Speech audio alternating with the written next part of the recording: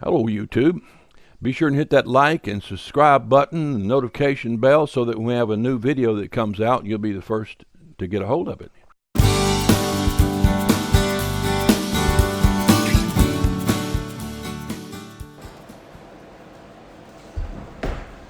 All right.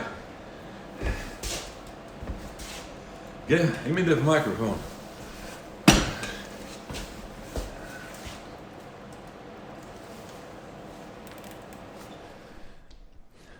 Okay, we're going to talk about taking vengeance, dumping fire on the heads of our enemies. There's a need for it, a real need for it. We're going to talk about that. So I'm going to take my Bible, and we're going to turn to a passage here in Ecclesiastes chapter 1, verse 14. Fascinating passage. I have seen all the works that are done under the sun, and behold, all is vanity and vexation of spirit. That which is crooked cannot be made straight, and that which is wanting cannot be numbered. You're living in the time when that which is crooked cannot be made straight, and that which is wanting cannot be numbered. Let me tell you something. If a different political party was in control right now, and in control for the next 6 years, it's not going to save America. Our salvation is not going to come in politics. It's too late. It's too late for America to turn around because there's a sin infection that is covering the entire globe.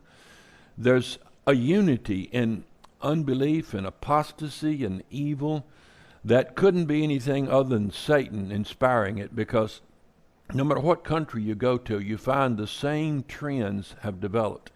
And it's too late for this country to turn around. I mean, it would take a complete revival where at least half of the people in this country got born again.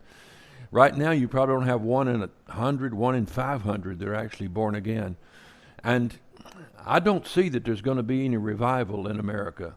I think our time is up. I think it's time for persecution. It's time for Christians to suffer along with the rest of the world. America's going to become third world.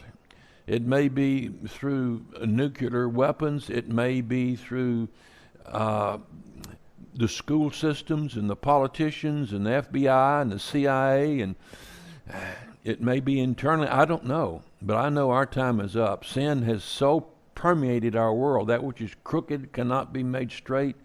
That which is wanting cannot be numbered.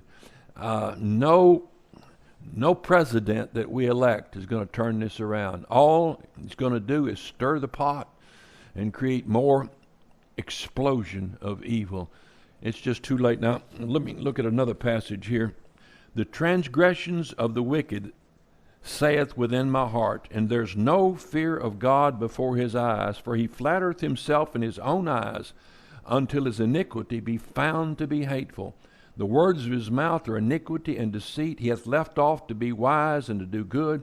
He deviseth mischief upon his bed. He setteth himself in a way that is not good, and he abhorreth not evil.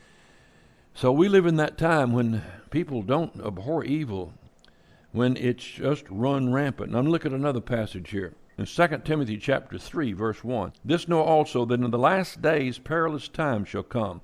Men shall be lovers of their own selves, covetous, boasters, proud, blasphemers, disobedient to parents, unthankful, unholy, without natural affection, truce breakers, false accusers, incontinent, fierce, despisers of those that are good, traitors, heady, high-minded, lovers of pleasure more than lovers of God, having a form of godliness, a lot of religion on the TV, but denying the power thereof. From such turn away.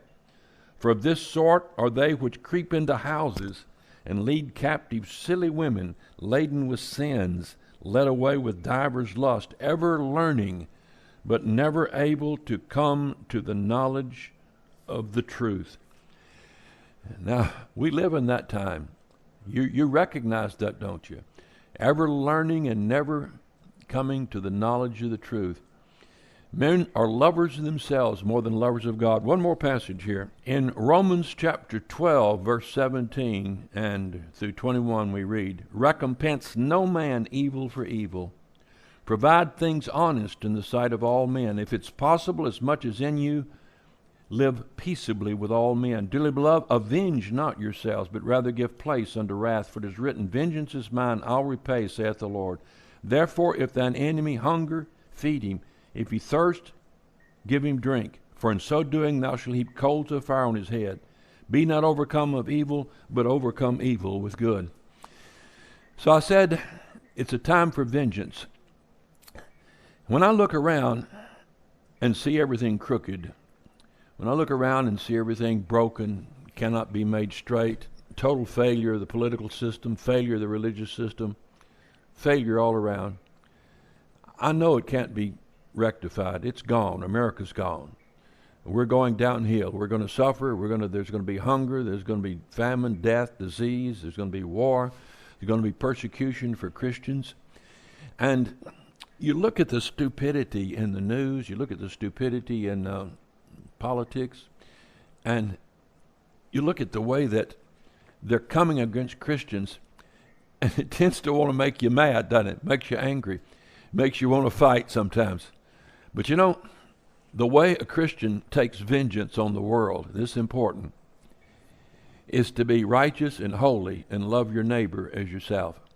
The way you take vengeance is when other people are looking at pornography, you don't. When other people are hating their neighbor, you love your neighbor. When other people are using their money selfishly, you give.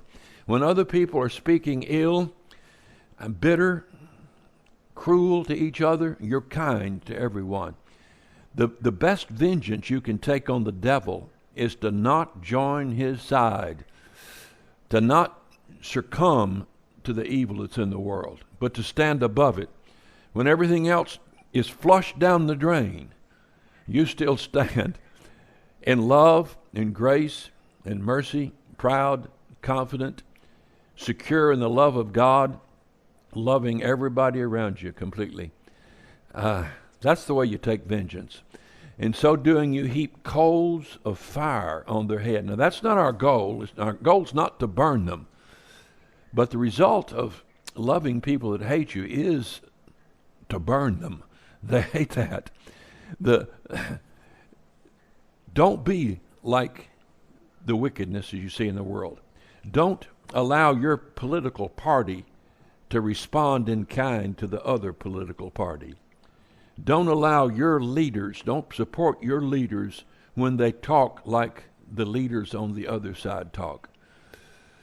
There's no salvation in politics. There's no salvation in presidents or house members or senators or anything else. Your salvation is going to be in the Lord Jesus Christ. And you express that by loving your neighbor, loving people, speaking kindly, speaking warmly, speaking affectionately. So that's what I'm going to do. And I want you to join me. I want you to be like the Lord Jesus Christ when his enemies came against him. So I'm going to get back to work, and the world's going to come down around me, but I'm going to be standing in the rubble smiling. All right.